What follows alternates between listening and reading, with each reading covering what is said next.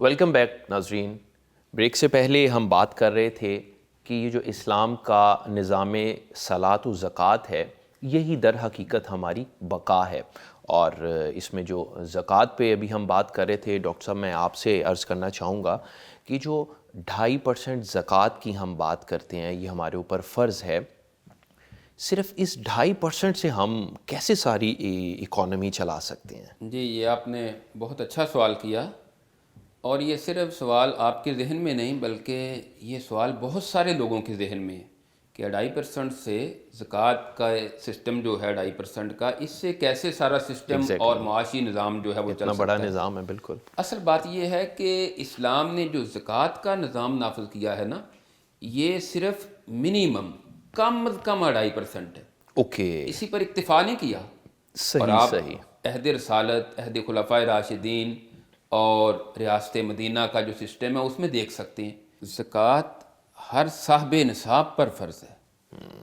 2.5% کے حساب سے 2.5% کے حساب سے جس کا بھی نصاب تک جو پہنچ جائے گا اس پر زکوٰۃ فرض ہے. ٹھیک ہے. اب اس کے بعد ہے باقی جو مالدار طبقہ ہے ان کو اثار اور قربانی کا جو جذبہ ہے ان کے اندر پیدا کیا گیا ہے. اوکے. کہ بلکہ قرآن نے بھی کہا ہے، اس بات کا ذکر کیا ہے کہ یہ آپ سے پوچھتے ہیں کہ کیا خرچ کریں، ان کو کہہ دیں ضرورت سے زائد. ضرورت سے زائد. آئی سی. اب ضروریات کتنی ہیں وہ تو چلو ایک ریاست ڈیفائن کر سکتی ہے نا کہ ضرورت ہر دور میں ضرورت مختلف ہوتی ہے. یس. لیکن بہرحال ضرورت کی ایک حد تو ہے نا، ایک لمٹ ہے اس کی. اس کے بعد باقی جو زائد مال ہے اس کو خرچ کریں. اب جذبہ اثار جس طرح حالیہ سیلاب کے دنوں میں، بالکل. اب آپ کہیں جی صرف ہم نے تو 2.5% زکوٰۃ دینی ہے، اس سے زیادہ نہیں. ایسا نہیں ہو سکتا. بلکہ ایک طرف آپ کے ہمسائے، آپ کے گرد و نواح لوگ بھوک سے بیچارے اپنی جان سے ہاتھ دھو بیٹھے، جی. ان کے پاس رہنے کے لیے جگہ نہیں، اور آپ اس کی ہمسائیگی میں بیٹھ کر، بلکہ وہ حدیث میں یہ بھی آتا ہے نا کہ آپ پیٹ بھر کر کھانا کھا کے سو جاتے ہیں اپنے گھر میں اور آپ کا ہمسایہ بھوکا رہے، تو اس کے بارے میں بھی نبی صلی اللہ علیہ وسلم نے اشارہ کیا ہے. تو صحابہ اکرام نے اثار اور جذبہ اور قربانی، اس کی مثال آپ غزوہ تبوک دیکھ لیں کہ حضرت ابو بکر صدیق رضی اللہ تعالیٰ عنہ نے اگر 2.5% زکوٰۃ دیکھتے تو شاید ان پر ابھی زکوٰۃ لاگو ہی نہیں ہوئی تھی، لیکن انہوں نے گھر کا سارا مال لا کر پیش کر دیا اللہ کے راستے میں. حضرت عمر رضی اللہ تعالیٰ عنہ اپنا آدھا مال لا کر پیش کر دیتے. حضرت عثمان رضی اللہ تعالیٰ عنہ اونٹ جو ہیں وہ مال کے بھرے ہوئے وہ پیش کرتے ہیں. اور پھر وہ حدیث میں آتا ہے کہ نبی کریم صلی اللہ علیہ وسلم کے پاس ایک مہمان آتا ہے تو آپ اپنے سارے گھروں سے پتہ کرواتے ہیں، ساری بیویوں سے، گھر میں کوئی کھانے پینے کے لیے کوئی چیز ہو، کوئی ایسی چیز گھر میں موجود نہیں نکلتی. ایک انصاری صحابی کہتے ہیں اللہ کے رسول صلی اللہ علیہ وسلم اگر آپ اجازت دیں تو مہمان کو میں اپنے گھر میں لے جاؤں اور جا کر میں ان کی مہمان نوازی کرتا ہوں. آپ نے فرمایا ٹھیک ہے تم لے جاؤ. وہ ساتھ لے گئے. گھر جا کر بیوی سے پوچھا آج گھر میں کھانے کے لیے کیا موجود ہے؟ وہ جواب دیتی ہے کہ صرف ایک بندے کا کھانا ہے، آپ نے بھی کھانا کھانا ہے، میں نے بھی کھانا ہے اور بچوں نے بھی کھانا کھانا ہے. اللہ اکبر. یعنی حالات آپ دیکھیں. اللہ. تو وہ کہتے ہیں کوئی بات نہیں، بچوں کو بھوکھا سلا دیں، میں اور آپ بھی گزارا کر لیں گے. یہ اثار کا وقت ہے، آج ہم نے مہمان کو کھانا کھلانا ہے. اور پھر کھانا کھانے کے دوران اگلی بات جس میں جذبہ اثار کس حد تک ان کے اندر کوٹ کوٹ کر بھرا ہوا تھا. کھانا کھانے کے دوران اپنی بیوی کو کہتے ہیں کہ آپ چراغ کو گل کر دیں اس کو صحیح کرنے کے بہانے. وہ دیا چراغ موم بتی کو بجھا دیتی ہیں، کھانا کھا رہے ہیں اور ساتھ محسوس یہ کروا رہے ہیں کہ جس طرح میں بھی کھانے میں شریک ہوں. اللہ اکبر. اللہ. حالانکہ کھانا صرف مہمان کھا رہا ہے. جبکہ قرآن کریم تو حکم یہ دے رہا ہے کہ جو ضرورت سے زائد ہے وہ خرچ کرو. یہاں ایثار تو اس سے بھی آگے چلا گیا. بالکل. اللہ اکبر. یہ تو اس سے بھی اگلا درجہ ہے. اللہ. اب مہمان کھانا کھا لیتا ہے اور صبح فجر ہوتی ہے، نبی کریم صلی اللہ علیہ وسلم کے پاس جاتے ہیں تو آپ صلی اللہ علیہ وسلم فرماتے ہیں اللہ بھی مسکرا پڑے ہیں تمہیں دیکھ کر. اللہ سبحان. اور اللہ رب العزت نے ایسے ہی موقع پر قرآن کریم کی یہ آیت بھی نازل فرما دی وَيُؤْثِرُونَ عَلَىٰ أَنفُسِهِمْ وَلَوْ كَانَ بِهِمْ خَصَاصَةٌ. سبحان اللہ. کہ اپنی ضروریات پر دوسروں کی ضروریات کو ترجیح دیتے ہیں. سبحان اللہ. تو ڈاکٹر صاحب یہ جو ہمارے ہاں کانسیپٹ ہے کہ ہم اپنی معاشی ترقی کو گین سے معیار کرتے ہیں کہ میں نے اس سال کتنا گین کیا ہے، میں نے کیا حاصل کیا، میں نے کیا، جبکہ اسلام ہمیں یہ کہتا ہے کہ آپ گین تو وہ ہو رہا ہے جو اللہ کے ہاں جمع ہو رہا ہے، جو موجود ہے آپ اس میں سے خرچ کریں. جہاں سے آپ نے بات شروع کی تھی نا، ہم ویسٹ کی معاشی پالیسیوں کی طرف دیکھ کر جی یہ انہی کا کانسیپٹ ہے نا، ورلڈ بینک کی پالیسیوں کو، بلکہ ان کے آرڈرز کو کہہ لیں، ان کے حکم کے مطابق ہم اپنی پالیسیاں بناتے ہیں. سر ہم پھنس گئے ہیں نا ایسے کہ ہم مجبور ہو گئے ہیں. اگر نکلنے کا راستہ آج بھی ہے، اسلام نے دیا ہے. اگر ہم اسلام کے مطابق اپنی پالیسیاں ترتیب دیں تو کوئی ایسی مشکل نہیں ہے. جی بالکل، آج بھی ہمارے پاس یہ راستہ موجود ہے کہ ہم اسلام کے نظام کو فالو کریں اور اسلام کو اختیار کر کے ان مشکلات سے ہم نجات حاصل کر سکتے ہیں. آج اس صبح میں ہم اسی پر بات کریں نا کہ ہمارا نظام وہ کیسے کیسے سلوشن دیتا ہے، اسی پہ بات کریں. سر میں آپ کی جانب آؤں گا. ہم یہ کہتے ہیں کہ ہمیں اپنی معیشت میں سے سود کا جو نظام ہے اس کو ختم کرنا ہے. کیا صرف سود کا خاتمہ کر دینے سے ہی ہماری جو معیشت ہے وہ بہتر ہو جائے گی، یا مزید بھی کچھ سیگمنٹس میں ہمیں کام کرنے کی ضرورت ہے؟ اس میں جو ہماری سوچ ہے نا وہ تو وہی ہے جو آپ نے کہا کہ ہم کہتے ہیں کہ سود کو پہلے ختم کر دیں. اوکے، یہ جڑ ہے، یہ جڑ ہے، خرابی کی جڑ ہی ہے، اور یہ جڑ ہے بھی، اس میں کوئی شک نہیں. بے شک. لیکن میری تلاش تھی کہ میں یہ تلاش کروں کہ نبی پاک صلی اللہ علیہ وسلم نے سود کو کیسے ختم کیا. جب آپ ریاست مدینہ میں گئے تو وہاں سود کا نظام تھا، وہاں 3 اکنامک پرابلمز تھے. اوکے، میں چونکہ اکانومسٹ ہوں، اکنامکس میں کام کیا ہے، اکنامکس ڈپارٹمنٹ میں. مارکیٹ، اصل جو معاشی نظام کی پہچان ہے وہ مارکیٹ ہے. صحیح، کیسے کام کرنا ہے مارکیٹ میں. کچھ لوگ چیزیں لے کر آ رہے ہیں مارکیٹ میں بیچنے کے لیے، کچھ خریدار جا رہے ہیں چیزیں خریدنے کے لیے. اچھا، اس پر ہم نہیں بات کرتے، لیکن چونکہ مجھے جو چیزیں ملی پھر ذات محمد صلی اللہ علیہ وسلم سے، وہ کمال کی پورا معاشی نظام. جب آپ مدینہ گئے، جیسے میں نے عرض کیا کہ پہلے 5-6 مہینوں میں آپ نے نظام صلاۃ اسٹیبلش کیا، پھر ایک مارکیٹ بنائی. اب آپ دیکھیں وہاں 3 پرابلم تھے اس وقت ریاست مدینہ کے معاشی. وہ لوگ جو اپنی چیزیں لے کر مارکیٹ میں بیچنے کے لیے آتے تھے ان کو صحیح معاوضہ نہیں ملتا تھا. وہ یہودی ان سے اونے پونے داموں ان کو مارکیٹ میں نہیں آنے دیتے تھے کیونکہ مارکیٹ میں ٹیکس تھا. It's very logical. مارکیٹ میں ٹیکس ہے. وہ جو کسان بیچارہ اپنی کھجوریں انگور لے کر آ رہا ہے وہ کہتا ہے میں جان چھڑاؤں. اور پھر ایک رواج تھا کہ یہودی شہر سے باہر جا کر کہتے تھے کہ مارکیٹ میں قیمتیں گر گئی ہیں، ان سے چیزیں اونے پونے داموں خرید لیتے تھے. یہ دس از سپلائی سائڈ آف مارکیٹ. اچھا، پھر ایک اور رواج تھا، مینس کہ یہ ریومرز پھیلانا پرانا وتیرہ ہے. اچھا، پھر دوسرا تھا کہ آپس میں لوگ اعلیٰ کھجوریں اور ادنا کھجوروں کا تبادلہ کرتے تھے. اچھا، یہ بھی رواج تھا کہ آپ کو ایک واقعہ آتا نا کہ مدینہ میں نبی پاک صلی اللہ علیہ وسلم کو کھجوریں پیش کی گئیں تو آپ نے پوچھا کہ یہ کھجوریں اتنی عمدہ ہیں. انہوں نے کہا نہیں یا رسول اللہ صلی اللہ علیہ وسلم، یہ تو آپ کے لیے، ہمارے پاس بہت سی ناقص کھجوریں تھیں، وہ دے کے آپ کے لیے. آپ نے کہا این الربا 3 دفعہ کہا آپ نے، یہ سود ہے، یہ سود ہے، یہ سود ہے. آپ نے کیا کیا؟ پہلے مارکیٹ کی سپلائی سائڈ کو ریفارم کیا. اچھا، آپ دیکھیں اٹس ویری لاجیکل. چونکہ میں جو چیزوں کا آپس میں جب لنک کرتا ہوں نا، چونکہ مدینہ کی اسلامی مارکیٹ میں تجارت پر کوئی ٹیکس نہیں تھا تو وہ لوگ جو چیزیں لاتے تھے مارکیٹ میں وہ سیدھے آنے لگے مدینہ کی مارکیٹ میں. انہوں نے شہر کے باہر بیچنا بند کر دیا. اچھا، اب جو تاجر تھے یہودیوں کی مارکیٹ میں ان پر ٹیکس تھا، مدینہ کی مارکیٹ میں کوئی ٹیکس نہیں تھا، تو جو تاجر بھی اٹھ کر آ گئے.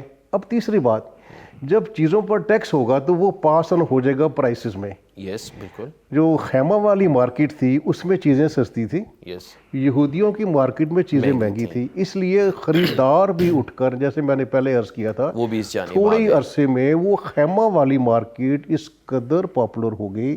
اصل میں جو دیکھیے، جو ہمارا یہ عقیدہ ہے کہ جو کام کیے نبی پاک صلی اللہ علیہ وسلم نے وہ آج بھی ہمارے لیے روڈ میپ ہے، ذات راہ ہے.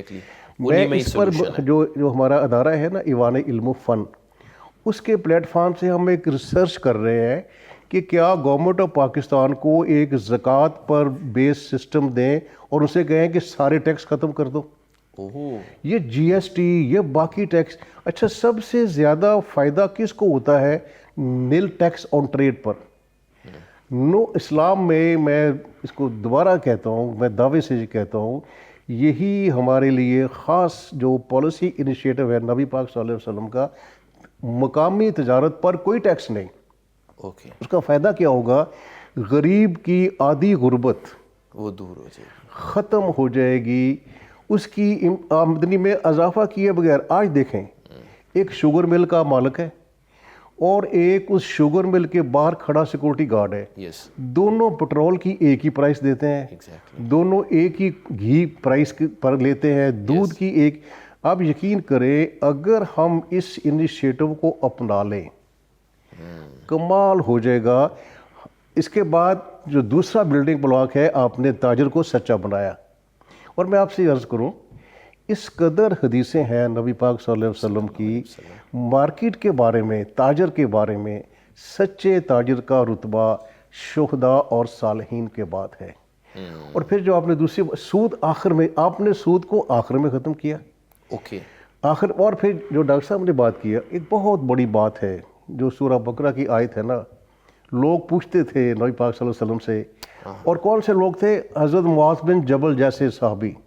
ماذا ينفقون، ہم کیا خرچ کریں؟ یہ زکوٰۃ بالکل صحیح کہا انہوں نے کہ یہ تو منیمم ہے 2.5%. اس کے بعد ہماری پریشانی یہ بھی ہے نا، ہم دیکھتے ہیں کہ ہم نے کیا جمع کیا اور وہ پوچھ رہے ہیں کہ ہم کیا خرچ کریں. اب دیکھیں میں نے اس کتاب میں لکھا ہے، یہ سوال انسانی تاریخ میں کبھی کسی تاجر نے نہیں پوچھا. یہ صرف ریاست مدینہ میں ہوا اور لوگوں نے پوچھا، اور اس کا پھر جواب قرآن میں اللہ نے دیا، کل العف. اس پر میری ریسرچ ہے. کل العف جو ہے اشتراکیت کا جواب ہے. جو روس میں نظام تھا مارکس کا، وہ کیا نظام تھا؟ کچھ لوگوں کے پاس بہت زیادہ ہے، وہ حکومت زبردستی چھین کے ان میں تقسیم کر دے جن کے پاس نہیں ہے. لیکن قرآن کی کیا خوبصورت بندش ہے کہ خود فیصلہ کریں. اب میری ضروریات کچھ اور ہیں، آپ کی اور ہیں، ڈاکٹر صاحب کی اور ہے. یہ میں نے فیصلہ کرنا ہے کہ what is in excess of my needs، اور دوسروں کو دے دے. اشتراکیت کے جواب میں یہ جو آیت ہے قرآن کی، اس پر میرا ایک شوق علامہ اقبال بھی ہے. میں یہ کہتا ہوں کہ علامہ اقبال نے اس پر بہت زور دیا ہے، اور ان کا ایک شعر ہے، وہ جو حرف کول العف میں پوشیدہ ہے اب تک، جو حرف کول العف میں پوشیدہ ہے اب تک، شاید کہ اس دور میں وہ حقیقت ہو نمودار. جو مشترکہ خوشحالی ہے اس کی جانب یہ روڈ میپ ہے. اس قدر زبردست ہمارا یہ جو روڈ میپ ہے، میں جس روڈ میپ کہتا ہوں، کہ اگر ہم اس کو کر لیں، اور میں جو کوشش کر رہا ہوں، میں دعا کرتا ہوں اللہ مجھے کامیاب کرے کہ ایک پیرلل سسٹم دیں گورنمنٹ آف پاکستان کو کہ یہ زکوٰۃ نافذ کریں. اچھا زکوٰۃ میں صرف 2.5% نہیں ہے، عشر ہے. جی ہمارا ملک تو زرعی ہے، اور پھر جو اتنے ہمارے ایگریکلچر فارمز ہیں ان پر بھی زکوٰۃ ہے. اور پھر میں نے ایک تھوڑی سی میں ریسرچ آپ کے سامنے پیش کرتا ہوں. پاکستان کی آبادی 22 کروڑ ہے، اس میں خواتین جو ہیں 49.6% ہے. 10 کروڑ گنا، اس کا ہم اگر 10% کا سیمپل لیتے ہیں، اگر ان کے پاس 20 تولے سونا ہے، جو اس سے زیادہ ہوگا، کسی کے پاس 18 تو کسی کے پاس 22 ہوگا، کسی کے پاس 16 تو کسی کے پاس 30 ہوگا، اس میں 2 لاکھ روپے قیمت ہے ایک تولہ سونے کی. 1 لاکھ روپیہ سال کا زکوٰۃ بنتی ہے اس سونے پر، وہ 10% سیگمنٹ کی. ہمارا ایف بی آر رو رہا ہے کہ ٹیکس فائلر نہیں ملتے. 1 کروڑ ٹیکس فائلر آ جائے گا، اور 1000 ارب روپیہ آپ کو مل جائے گا اسی ایک ایونیو سے. پھر جو اتنے پلاٹس ہیں ڈی ایچ اے میں دوسری جگہ پر، اس پر بھی زکوٰۃ ہے، کیونکہ وہ ضرورت سے زائد جو ہے اس پر تو پھر زکوٰۃ ہے، انویسٹمنٹ کی ہوئی آپ. اور پھر عشر، اس پر میں کوشش کر رہا ہوں کیونکہ میں بینکر ہوں بیسیکلی اور مینیجر ہوں، تو میری کوشش ہوتی ہے کہ میں پریکٹیکل بات دوں. میں چیمبرز میں جا رہا ہوں، اس سے کہہ رہا ہوں کہ اس طرف آئیں، جو فرمان رسول صلی اللہ علیہ وسلم ہے، زکوٰۃ لاگو کریں، ٹیکس ختم کریں، اس قدر خوشحالی آئے گی. سبحان اللہ. تو جس کی کوئی حد نہیں. سبحان اللہ سبحان اللہ. ڈاکٹر صاحب آپ کی جانب آؤں گا. ابھی ہم بات کر رہے تھے کہ میانہ روی، وہ ابھی مثال دی سر نے، تو یہ جو میانہ روی اختیار کرنا ہے یا فضولیات سے اجتناب کرنا ہے، اس کے کوئی مظاہر ہم سے آپ شیئر کر سکتے ہیں، اور اس نے کس طرح سے ہمارے نظام پر اثر کیا اس پہ؟ جی، اس میں آپ افراط و تفریط کا جب بھی شکار ہوں گے کسی بھی سسٹم میں تو وہ سسٹم تباہ ہو جاتا ہے، خرابی پیدا ہوتی ہے. سر نے بھی اس طرف اشارہ کیا ہے. تو بات یہ ہے کہ آج ہمارے ہاں دیکھ لیں، ہم اپنے لاہور کی مثال دیتے ہیں. آپ کے علم میں ہوگا چند دن پہلے لاہور میں ایک کینیڈین کمپنی جو ہے وہ کافی کی، جی بالکل، ٹم ہارٹن جی ہاں وہ کافی شاپ جو ہے وہ کھلتی ہے، اوپن کیا ہے، اور ایک دن میں 8 کروڑ روپیہ ان کی آمدن ہوتی ہے. جی بالکل، ایک دن میں دنیا ٹوٹ پڑتی ہے. اب وہ کہتے ہیں کہ ہمارا سابقہ 50 سالہ ریکارڈ ٹوٹ گیا ہے پاکستان میں آگے، اور اس ملک میں کہ جس کے دیوالیہ اور ڈیفالٹ ہونے کی باتیں ہو رہی ہیں. یعنی اس سے پہلے آپ یورپین ممالک، امریکہ کو دیکھ لیں، بڑے بڑے امیر ترین ممالک بھی ہیں، وہاں بھی ان کا یہ سسٹم جو ہے، یہ کاروبار ان کا جاری ہے. لیکن آ کے ریکارڈ کہاں ٹوٹا ہے؟ بریک ہو گئے ہیں پاکستان میں. اس ملک میں جو اسلامی ملک ہے، اس کے مقابلے میں دوسری طرف آپ دیکھ لیں، لوگوں کی لائنیں لگی ہوئی ہیں آٹے کے لیے، چینی کے لیے، بیچارے بھیک مانگ رہے ہیں. تو اگر یہ میانہ روی اختیار کی جائے، اور اسلام اس فضول خرچی کی اجازت بھی نہیں دیتا کہ آپ اس طرح ایک طرف لوگ بھوک پیاس سے مار رہے ہیں، دوسری طرف آپ عیاشی کر رہے ہیں، یہ اگر آپ میانہ روی اعتدال پر آ جائیں تو انشاءاللہ اس سے بھی ہماری معیشت کی بہتری ہو سکتی ہے. جی بہتر. دوسری بات یہ ہے کہ جو چیزیں ہماری معیشت کی، پاکستانی معیشت کی خرابی کی بنیاد ہیں، اس میں سود کا ذکر ہوا ہے کہ سود ہے جس کی وجہ سے، اور افسوس سے کہنا پڑتا ہے کہ آج سے 20 سال پہلے بھی یہ وفاقی عدالت کا، وفاقی شرعی کورٹ کا یہ فیصلہ آیا تھا کہ اس سود کو ختم کر دیا جائے، اور 1 سال کا ٹائم دیا گیا. 20-22 سال کے بعد بھی ہم آج وہاں ہی کھڑے ہیں کہ پھر ہم کہتے ہیں جی اب عدالتوں سے کیا کریں، دوبارہ پھر اپیل کر دیتا ہے کوئی نہ کوئی، یا کروا دی جاتی ہے. سود کے ساتھ ساتھ دوسرا جو عنصر ہے وہ ہے کرپشن کا. آج لوگ، مجھے وہ حدیث یاد آئی، نبی کریم صلی اللہ علیہ وسلم کے پاس 2 قسم کے لوگ آتے ہیں. ایک آ کر کہتے ہیں کہ اللہ کے رسول، امن و امان کا بڑا مسئلہ ہے. آپ نے فرمایا ایک وقت آئے گا کہ ہیرا سے ایک عورت چلے گی اکیلی اور وہ مکہ پہنچے گی، اس کو کسی بات کا ڈر اور خوف نہیں ہوگا. دوسرا معاشی مسئلہ پیش کیا گیا. آپ چونکہ معاشی حل کی طرف چل پڑے تھے، آپ نے فرمایا ایک وقت آئے گا کہ زکوٰۃ لے کر لوگ پھر رہے ہوں گے، ان سے کوئی لینے والا نہیں ہوگا. اور پھر وہ ایسا دور آیا حضرت عمر بن عبدالعزیز رحمہ اللہ کے دور میں.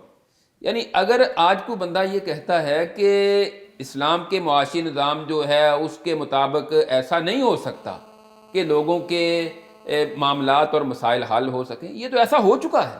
صحیح. حضرت عمر بن عبدالعزیز رحمہ اللہ کے دور میں ایسا ہو چکا ہے، تو آج کیوں نہیں ہو سکتا؟ صحیح. ہماری کرپشن کہہ لیں، سود، کرپشن، افراط و تفریط کا شکار ہونا، اور پھر لوگ اس لیے زکوٰۃ بیت المال میں جمع نہیں کرواتے، وہ سمجھتے ہیں کہ یہ اشرافیہ جو طبقہ ہے ہماری زکوٰۃ کو، بیت المال کو وہ ہڑپ کر جائے گا. اور ایسا واقعتاً ہو بھی رہا ہے کہ ایک غریب کو بیچارے کو 20-25 ہزار روپیہ سیلری نہیں مل رہی، اور دوسری طرف 20-25 لاکھ روپیہ ایک بندے کی سیلری ہے. تو جب ایسا ہوگا، ایک بندے کی سیکورٹی پر لاکھوں اور کروڑوں روپیہ خرچ ہوگا، تو پھر ہم دوسری طرف چلیں کہ کہیں کہ ہمارا سسٹم نہیں چل رہا اور ہمارے لیے مشکلات ہیں. مانگنے سے مسائل حل نہیں ہوتے. نبی کریم صلی اللہ علیہ وسلم نے مانگنے والوں کی حوصلہ شکنی کی ہے، اور کام کرنے والوں کی حوصلہ افزائی کی ہے. خودداری، قناعت، اپنے وسائل کے مطابق اپنی زندگی بسر کرنا، ایثار، ان چیزوں کی طرف آپ نے لوگوں کو ترغیب دی ہے. اور اس کی ہمارے پاس ریاست مدینہ جو ہے بہت ساری مثالیں موجود ہیں. بے شک. سر یہ جو ہم سود کی بات کر رہے ہیں کہ اس کا خاتمہ ہی ہماری معاشی کامیابی کی ضمانت ہے، اور زکوٰۃ کا نظام اگر ہم لاتے ہیں تو اس میں بہتری آئے گی. کیا جو اسٹیٹ بینک ہے یہی جو ہے وہ سود کا محافظ نہیں؟ میں یہ آئیڈیا پروموٹ کر رہا ہوں، اب اس کتاب میں بھی ہے کہ سود کا خاتمہ، دیکھیے یہ حقیقت ہے کہ آخر کار سب سے بڑی معاشی برائی سود ہی ہے. اور ایک کتاب نئی آئی ہے 2011 میں ویسٹ میں، اس کا نام ہے بیرن میٹل. اوکے. وہ مائیکل جونس نے لکھی ہے، اور اس نے ایک تعریف کی ہے سرمایہ داری کی. اس نے کہا کیپٹلزم از اسٹیٹ اسپانسرڈ یوزری، سرمایہ داری حکومت کی سرپرستی میں سود کا کاروبار ہے. اور حقیقت میں جو اس وقت مغرب کا نظام سرمایہ داری سود کی بنیاد پر کھڑا ہے.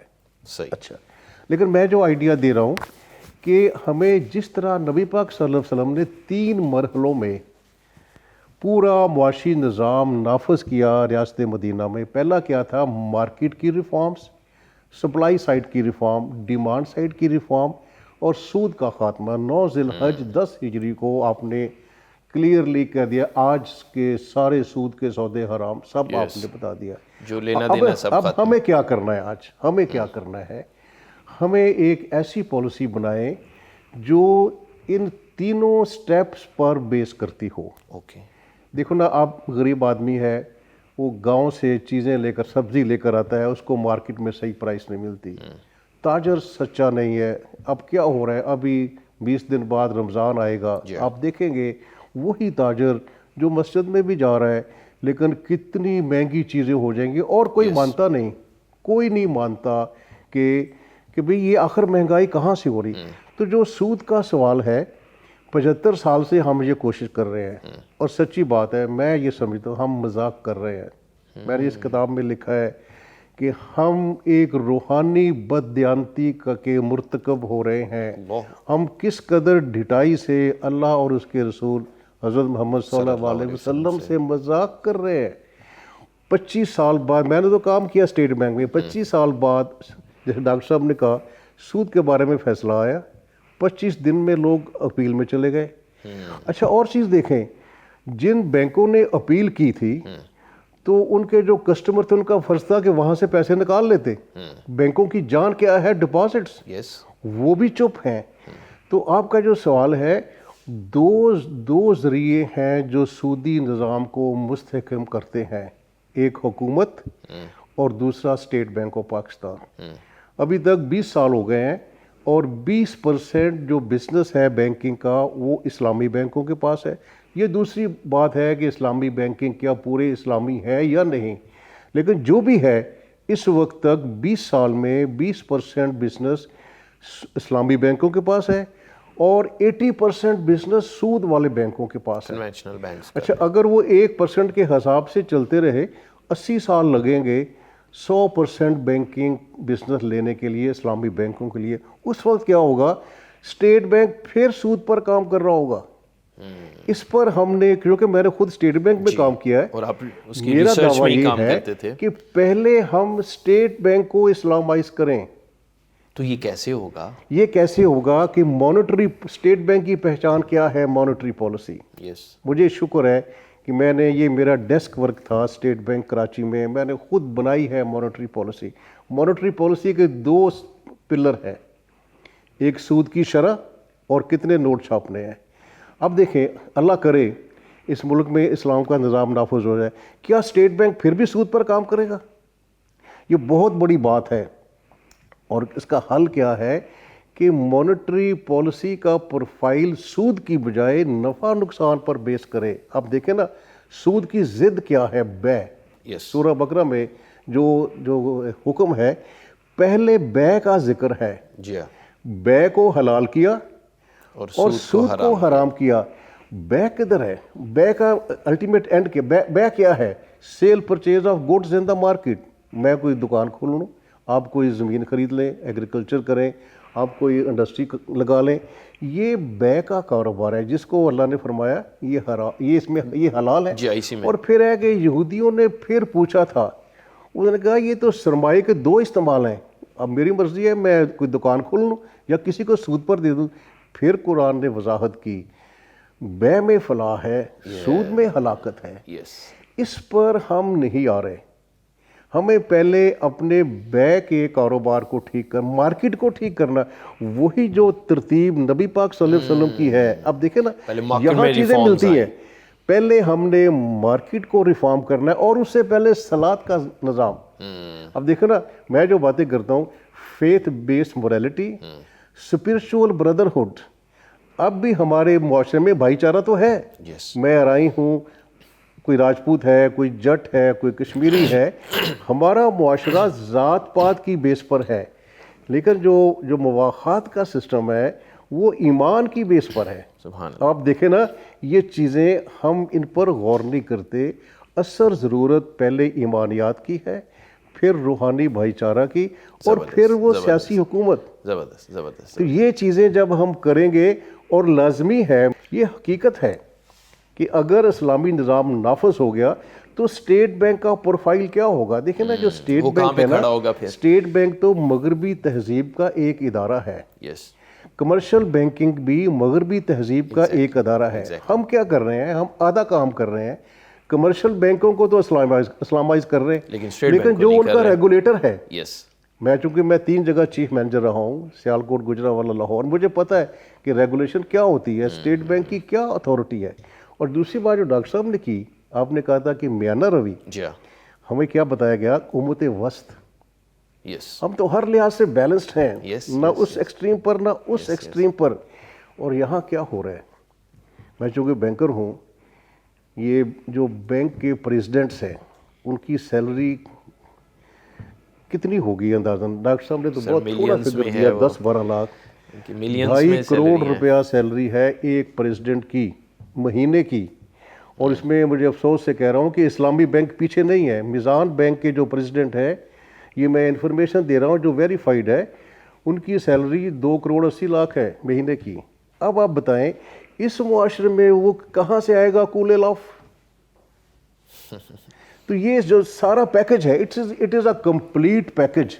ہم اس میں ابھی یہ پچھلے ہفتے ایک سیمینار تھا، زکوٰۃ کا نظام خوشحالی کا پیغام، تو میں بھی وہاں تھا. تو میں نے کہا نہیں، صلاۃ اور زکوٰۃ یہ دونوں جو ہیں آپس میں جڑے ہوئے ہیں آپس میں، اور یہ رب کا حکم ہے. جی زبردست. ڈاکٹر صاحب، جو معاشی اور اقتصادی حوالے سے پریشانی ہے، مشکل حالات ہیں، ایک عام آدمی کیسے ان حالات سے نکل سکتا ہے، کیسے بہتری لا سکتا ہے؟ دیکھیں جی، جب تربیت ہوتی ہے تو وہ عام طور پر افراد کی تربیت ہوتی ہے. تو جب ہم اپنے سسٹم کو ٹھیک کرنا چاہتے ہیں تو افراد کی تربیت بھی اس میں لازمی ہے کہ ہم بنیادی جو ہماری اکائی ہے یا افرادی جو قوت ہے ان کو بھی ہم درست سمت میں چلائیں. صحیح. آج ہم اگر ایک عام آدمی کو آپ دیکھ لیں، ان کی آپ شادی بیاہ کو دیکھ لیں، جس کے گھر میں کچھ بھی نہیں ہے، شادی بیاہ کی وہ بھی بڑھ چڑھ کر کر رہے ہیں، لاکھوں روپیہ وہ بھی خرچ کر رہے ہیں، مجبور ہو گئے. اچھا، اسی طرح پھر جو معاشرے میں ایسی رسومات ہیں ان میں سے کچھ اسلام کے خلاف بھی ہیں، ان میں بھی ہر طرح کے لوگ حصہ لے رہے ہیں. میں آپ کو ایک مثال دیتا ہوں کہ ادھر یہ مریدکے کے پاس ایک گاؤں ہے، وہاں جب کوئی فوت ہو جاتا تو ظاہر ہے مہمان آتے ہیں، ان کے لیے کھانا تیار کیا جاتا ہے. تو کھانا اس قدر زیادہ آپس میں کمپٹیشن ہو گیا، مقابلہ ہو گیا کہ ادھر مٹن چل رہا ہے، ادھر روسٹ چل رہا ہے. اس قسم کے کھانے گاؤں کے بڑے بڑے لوگ بیٹھے، انہوں نے مشورہ کیا کہ اس کا کوئی حل نکالا جائے. سب نے بیٹھ کر کہا کہ عام غربا کے لیے یہ مشکل ہے، جی بالکل، اس کو افورڈ کرنا. انہوں نے کہا آج کے بعد جب بھی کوئی گاؤں میں فوت ہوگا صرف دال اور روٹی پکائی جائے گی، اس کے علاوہ کچھ نہیں ہوگا، امیر ہو یا غریب. وہ تو طبقاتی تقسیم آ جانی وہاں پہ. وہ کہتے ہیں کہ اس کے بعد پہلے جب سینکڑوں لوگ بیٹھتے تھے، اب وہ کسی کی تدفین کر کے آتے ہیں تو درجنوں لوگ بھی نہیں ہوتے ادھر. یعنی معاملات غربا کے بھی حل ہو گئے نا. جی بالکل. تو ہر لیول پہ، اوپر والے لیول پہ اشرافیہ اور نیچے والے لوگوں پر تربیت کے ساتھ ساتھ اسلام کا نظام نافذ کرنے کی ضرورت ہے. جب آپ پابندی لگا دیں گے کہ یہ جس طرح ہمارے آج کل جو وزیر اعظم ہیں، انہوں نے چند سال پہلے، بلکہ چند سال بھی نہیں، کو 15-20 سال پہلے کہہ سکتے ہیں، جب یہ پنجاب کے وزیر اعلیٰ تھے، انہوں نے کہا تھا شادیاں جو ہیں ان پہ کھانا نہیں کھلایا جی جائے بالکل جی بالکل یا اس کے بعد پھر 1 ڈش کی اجازت دے دی گئی. تو اس میں ان حالات میں آپ دیکھیں غرباء کے لیے اپنے ان معاملات کو ہینڈل کرنا کتنا آسان ہو گیا تھا. جی بالکل, سب کا پردہ اس میں رہ جاتا تھا. تو اس طرح ہمارے اوپر والے طبقے سے لے کر نیچے والے تک جب ان کی تربیت کی بھی ضرورت ہے, تربیت کے ساتھ ساتھ ان پر نظام نافذ کرنے کی ضرورت ہے, اور وہ ہے ہماری حکومت کی ذمہ داری. جس طرح سر کہہ رہے تھے کہ حکومت اور اس کے ساتھ اسٹیٹ بینک, تو حکومت کی بھی ذمہ داری ہے کہ اس نظام کو نافذ کریں, اور اس میں جیسا کہ وزیر اعظم صاحب نے شروع کیا ہے کفایت شعاری جی ہاں مہم, اللہ کرے یہ حقیقی معنوں میں ایسے ہو جی جائے. بالکل جی بالکل. ایک ہے یہ صرف یہ نہ ہو کہ جو نچلے طبقات ہیں وہ کفایت شعاری کرتے رہیں اور اشرافیہ جو ہے وہ عیاشیاں کرتے رہیں, ایسا نہ ہو تو انشاءاللہ یہ معاملات جو ہیں بہتری کی طرف جا سکتے ہیں. جناب ڈاکٹر صاحب آپ کا بھی بہت شکریہ, آپ نے وقت دیا اور بڑی زبردست ہماری گفتگو رہی. اور محمد منیر احمد صاحب سر, ہم آپ کے بھی بہت شکر گزار ہیں, بہت ہماری اچھی فروٹفل گفتگو رہی. خواتین و حضرات, اس کے ساتھ ہی بریک کا وقت ہوا چاہتا ہے, اور یہ بات کہ ہم اسلامی معاشی نظام کو جب تک نہیں اپنائیں گے اور جب تک ہم ویسٹ کے معاشی نظام کو اپنائیں گے تو یہ معاملات حل نہیں ہوں گے. ہمیں پیارے آقا صلی اللہ علیہ وآلہ وسلم نے جو کانسیپٹ دیا اسلامک اکنامکس کا, ہمیں اسی کو اپنانا ہے, اسی میں ہماری بقا ہے, اور اسی سے لوگوں کی مشکلات بھی حل ہوں گی. بہت زبردست گفتگو رہی, آپ نے سارا اس کو ملاحظہ کیا. ابھی ایک چھوٹا سا بریک ہے, بریک کے بعد دوبارہ آپ کی خدمت میں حاضر ہوں گے اور جادو اور جنات کے مسائل پر ہم بات کریں گے. ہمارے ساتھ رہیے, دیکھتے رہیے صبح وطن.